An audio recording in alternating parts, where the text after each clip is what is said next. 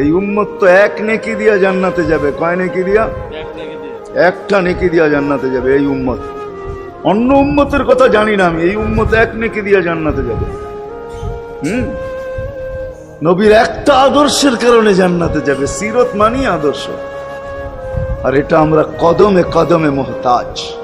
কেননা এই ছোট জীবনটা যদি গ্রহণযোগ্যতা পর্যন্ত পৌঁছাইতে হয় আল্লাহর কাছে, চাই নারী হই, চাই যুবক হই, চাই বৃদ্ধ হই, যেই মানুষই হই না কেন, যেখানেরই হই না কেন, যেই বাসারই হই না কেন, যেই বর্ণেরই হই না কেন, যেই পেশারই হই না কেন, যেই সোসাইটিরই হই না কেন, এই জীবনটাকে যদি গ্রহণযোগ্যতা পর্যন্ত পৌঁছাইতে হয় কার কাছে? দুনিয়া আলাদের কাছে না, মালিকের কাছে, যিনি এক ফোঁটা পানির থেকে অস্তিত্ব দিছেন, যার কাছে আবার আমাদেরকে ফিরা যেতে হবে।